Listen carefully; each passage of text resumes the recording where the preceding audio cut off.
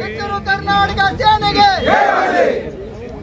ಕಿತ್ತೂರು ಕರ್ನಾಟಕ ಸೇನೆಗೆ ಕಿತ್ತೂರು ಕರ್ನಾಟಕ ಸೇನೆಗೆ ಬೇಕು ಎಲ್ಲಿವರೆಗೆ ಹೋರಾಟ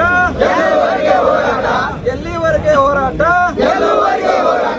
ಯಾತಕ್ಕಾಗಿ ಹೋರಾಟ ಯಾತಕ್ಕಾಗಿ ಹೋರಾಟ ಬೇಕೇ ಬೇಕು ಬೇಕೇ ಬೇಕು ಕಿತ್ತೂರು ಕರ್ನಾಟಕ ಸೇನೆಗೆ ಕಿತ್ತೂರು ಕರ್ನಾಟಕ ಸೇನೆಗೆ ಬೇಕೇ ಬೇಕು ನ್ಯಾಯಕ್ಕಾಗಿ ಹೋರಾಟ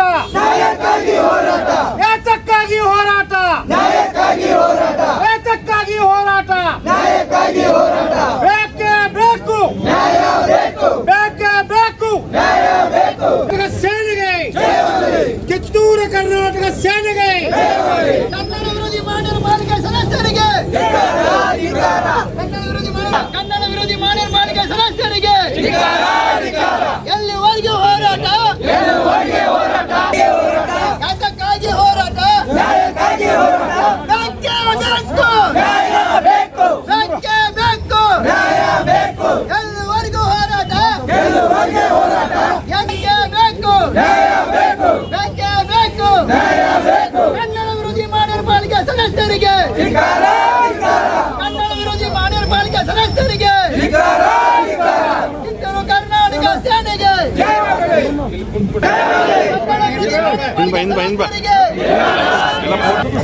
ಕಳೆದ ಮಾರ್ಚ್ 26ರಿಂದ ಕನ್ನಡ ಪರ ಸಂಘಟನೆಗಳು ಹೋರಾಟ ನಡೆಸಿದ್ರು ಕೂಡ ಬೆಳಗಾವಿ ಕರ್ನಾಟಕದ ಅವಿಭಾಜ್ಯ ಅಂಗ ಅಂತೇಳಿ ಒಂದು ಸಾಲಿನ ನಿರ್ಣಯ ತಗೊಳ್ಳಿಕ್ಕೆ ಮಹಾನಗರ ಪಾಲಿಕೆಯ ಸರ್ವ ಸದಸ್ಯರು ಆಡಳಿತ ಮಂಡಳಿ ಆಗಿರ್ಬೋದು ವಿರೋಧ ಪಕ್ಷದವರು ಆಗಿರ್ಬೋದು ವಿಫಲರಾಗಿದ್ದನ್ನು ನಾವು ಇವತ್ತು ಖಂಡಿಸಿದ್ದೀವಿ.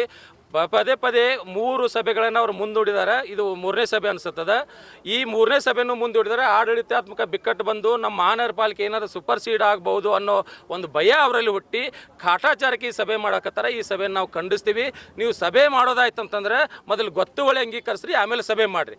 ಸಭೆ ನೀವು ಗೊತ್ತುವಳಿ ಸ್ವೀಕರಿಸಲಿಲ್ಲ ಅಂತಂದ್ರೆ ಸರ್ಕಾರದ ಏನೇನು ಸೌಲಭ್ಯ ತಗೊಳಕತ್ತಿದ್ರಿ ಅವನ್ನೆಲ್ಲ ಪಕ್ಕಕ್ಕಿಡ್ರಿ. ಸರ್ಕಾರಿ ವಾಹನ ಉಪಯೋಗ ಮಾಡಬೇಡ್ರಿ, ಸರ್ಕಾರಿ ಭತ್ತೆ ತೊಗೋಬೇಡ್ರಿ, ನೀವು ಯಾವುದೂ ಎಲ್ಲವನ್ನು ತಗೊಂಡು ಸರ್ಕಾರಿ ತಗೊಂಡು ಕೇರಿ ನಮ್ಮ ತೆರಿಗೆಯನ್ನು ನೀವು ದುರುಪಯೋಗ ಮಾಡಲಿಕ್ಕೆ ನಾವು ಖಂಡಿಸ್ತೀವಿ. ಅದಕ್ಕಾಗಿ ನೀವು ಗೊತ್ತುವಳಿ ಸ್ವೀಕರಿಸಿದರೆ ಆ ಸರ್ಕಾರಿ ವಾಹನಗಳನ್ನು ಉಪಯೋಗ ಮಾಡಿ, ಇಲ್ಲ ಅಂತಂದ್ರೆ ಇವತ್ತೇ ನೀವು ಆ ಸರ್ಕಾರಿ ವಾಹನಗಳನ್ನು ಬಿಟ್ಟು ನಿಮ್ಮ ಮನೆಗೆ ತೆರಳಬೇಕಂತೇಳಿ ನಾವು ಎಚ್ಚರಿಕೆ ಕೊಡ್ತೀವಿ.